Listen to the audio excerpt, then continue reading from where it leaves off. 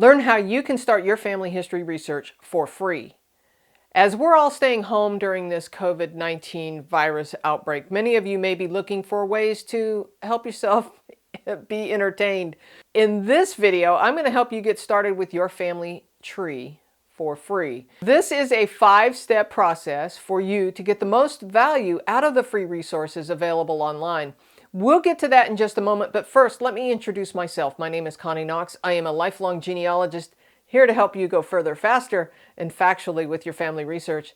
Now, Genealogy TV has a newsletter, a Facebook page, and a website.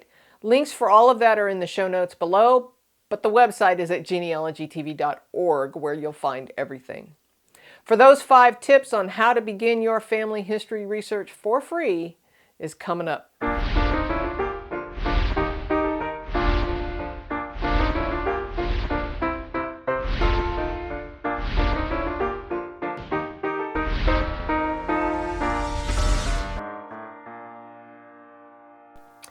All right, let's talk about free records. What is free and what is not? Typically, U.S. federal records are free. Many of the items you find in libraries and archives are free, but there are a host of other free websites and services that offer access to their services or records. You should know about the 72-Year Privacy Act and the concerns over privacy of living individuals that may keep some records unavailable. The 72-Year Privacy Act was really created just to protect the information of living individuals and is based, at the time it was written, on the average lifespan of a person. For example, the U.S. Census records are only available up to 1940, but you can access the 1790 through 1940 census records available. They are available today for free.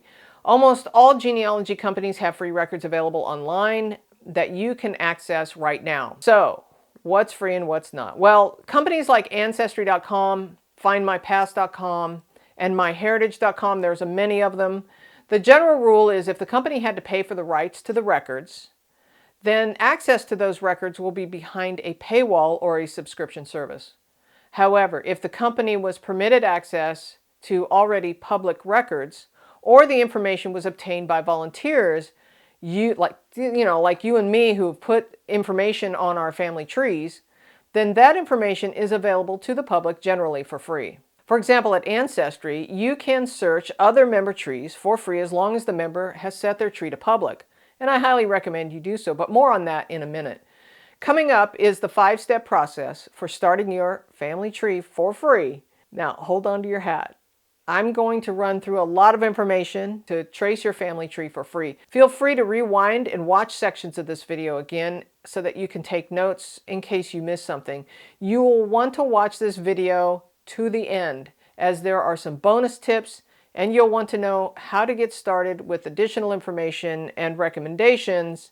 And I've also created a downloadable document with many links about the resources that we're talking about in this video. And yes, that's available for free as well. So stick around and I'll let you know how you can get your hands on that document here shortly. Now lastly, before we get started, if you want to get the most out of your free options, do these steps in order as I presented them and build out as much as you can in the family tree before you go on to the next step. All right, you ready? All right, step 1 is building your tree for free on Ancestry.com. If you reside or are researching in the United States, I recommend that you build your tree for free on Ancestry.com. Now, why would I say that? Because it is your tree and only you and those you assign to be contributors can modify it. It is your work. Creating a free tree on FamilySearch.org, for example, well, this is a collaborative tree and you're merely adding to the world tree, and it may or may not be accurate, and others can change the information that you've entered. Don't get me wrong, Family Search is an awesome resource, but we're going to get more into that here shortly. Now, Ancestry has a free trial versus a guest account. Let's talk about that for a moment. A free trial will expire, and you need to give them a credit card to secure that free trial, and then once the free trial is over, your credit card will be charged unless you cancel it. Now, a guest account, you can use and build a free tree with a guest account without paying for it. To set up a free guest account, I've got a link in the document that I am going to provide you here at the end of this video to show you how to get to that free guest account as opposed to a free trial account. Now, if you want a free trial, I'll give you a link for that as well. Now, per Ancestry support page, they said, quote, "Because registered guest accounts are free, there is no need to cancel them. You will never be billed for a free registered guest account. Simply discontinue using it whenever you'd like." Okay, so there's the tip number one, really, is to build that tree as a guest account as opposed to a free trial. All right, step two is to talk to your family. Get them to help you fill out the blanks in your tree, collect copies of photos and records. You may have to set up a free Skype account or something like that these days in order to have the conversation, since we're all hunkered down at home. But I highly recommend that you start with your eldest family members first and have a conversation with them. Consider asking them to do a DNA test. And if they want to do a DNA test, while that's not free, you can have that shipped directly to their home. They can take the test and ship it back, and you may find some more cousin matches there. There are great tips for how to interview your family. I will leave a link in a flag above this video right now. It's called 12 Tips for Interviewing Your Family. And part of it is really talks about face-to-face conversation, which you may not be able to do because we are all staying at home these days. But there's some great information about what questions to ask. All right? All right, now in step three, you're going to be researching the world tree on FamilySearch.org for clues. Now, everything on Family Search is free, even the records. In the next step, we're going to be researching the world tree. Now, remember, this is a collaborative tree. We're going to be researching this tree for clues and records that match the tree that you're building on Ancestry. I recommend that you build your free tree on Ancestry.com and keep it as your primary tree and use Family Search's tree to find clues. You can upload your data on FamilySearch.org later, but for now, let's just use this information to find clues and information that you didn't find on Ancestry.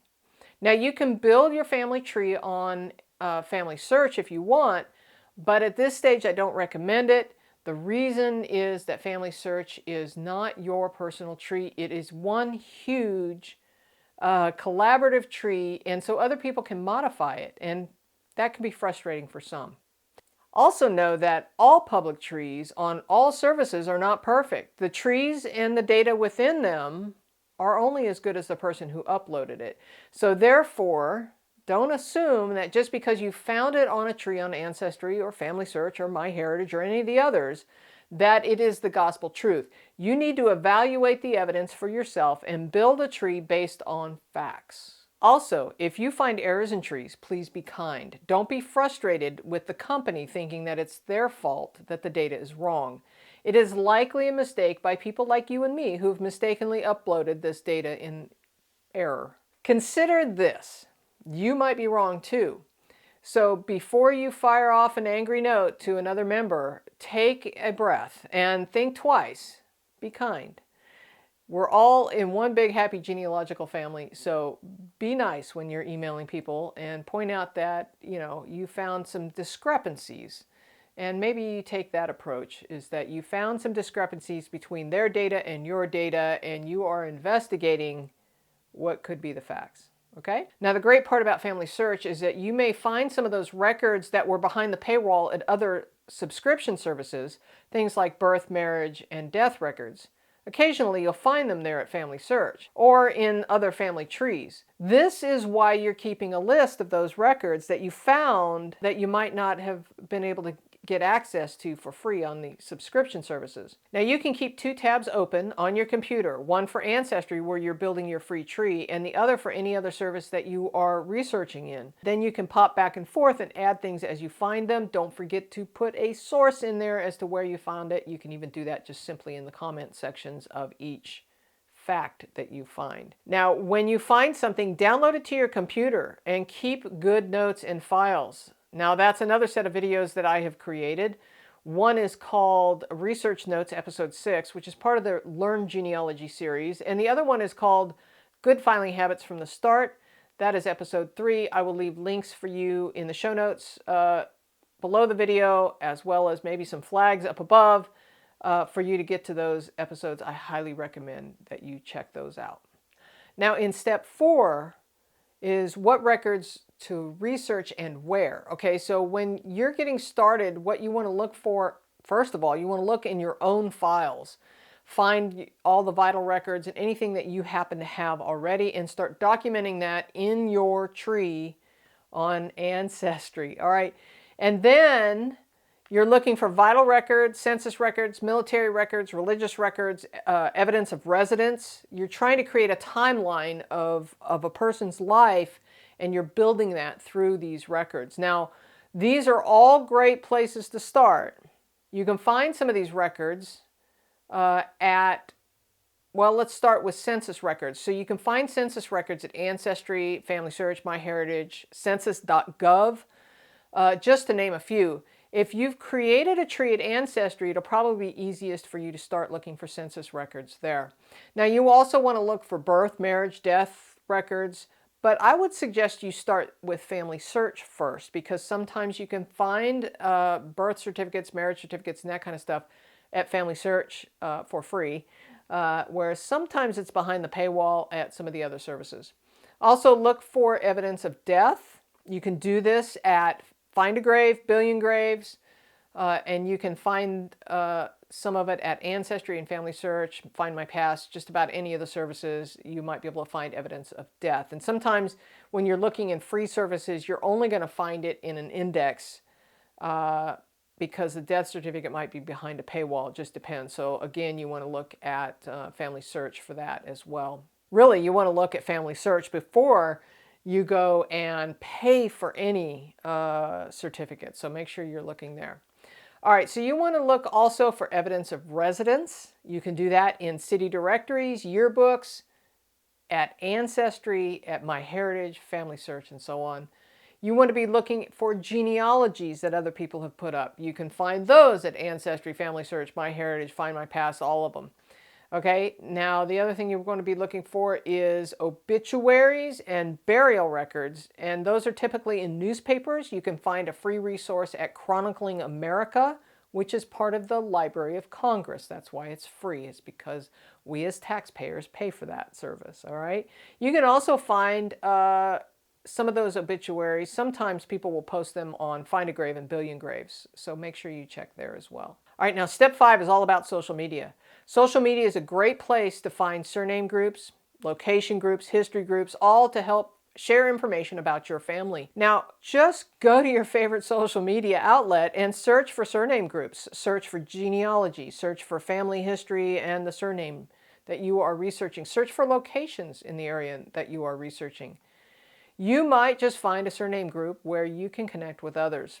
Now, I recommend you start a Facebook group. That's where I have had the most success with Facebook genealogy groups. You can also find them on Pinterest and Instagram and other places as well. Consider starting your own Facebook group to share your family history discoveries with your family and friends. You can make them private or public. I have several of these where I share photos and stories and memories. I've had great success on Facebook. If you do, remember to capture those stories and save them on your computer for your own family history archives. Don't rely on Facebook or others to be your family history archive forever, because it'll eventually go away. All right, I have some bonus tips for you. And the first one is to now exercise some free trials. So now that you've built out that tree, you've done all of the other steps, and you've gone as far as you can, and you've created a list of all of those documents that you couldn't get to because they were behind a paywall, now's the time to turn on a free trial. Now, some of them are 2 weeks and some of them are longer, but now you have your list of those documents. Turn the free trial on. Go up there and download as many of those free documents as you can. Make sure you download them to your computer as well as attach them to your Ancestry tree. The reason I tell you to download them to your computer is because if you decide to cancel the free trial and not pay for the subscription, then those records, even if you've attached them to your tree, you may not be able to see them once the free trial is over. Unless you're paying for them, you're not going to be able to see them again. So download those images to your computer, keep them filed properly so that you can find them again. And then if you decide you want to cancel, you still have those documents. So you can methodically go through and exercise those free trials at more than one place. You could start with Ancestry and do a free trial there. Then you could move on to MyHeritage and do a free trial there. And you can move on to another service and keep doing this. Now, keep in mind that FamilySearch.org, there is no free trial. It's always free. So just go there and register for an account. Keep track of people you're watching. There is a whole other video on Family Search and how that works. So now once you've got these steps started and you've created a foundation for your tree and you've exercised as much as you can on the free trials, now is a time for you to download a Gedcom file. So a Gedcom file is merely the data. It does not download the images. It does not download any of the records, but it does download all of the data from your tree that you have on Ancestry.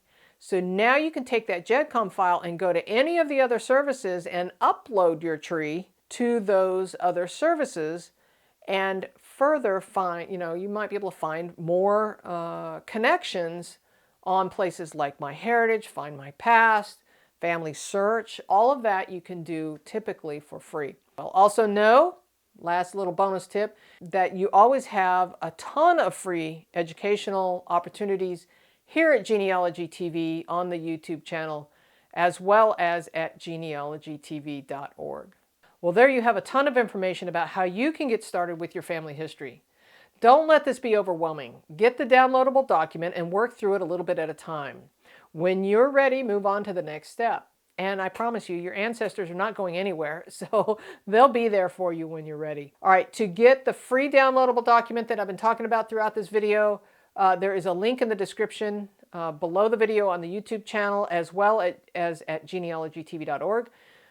When you do that, you'll be signing up for the Genealogy TV newsletter. That will give you a heads up each time I upload a video as well. I promise I try not to abuse the rights to your email address.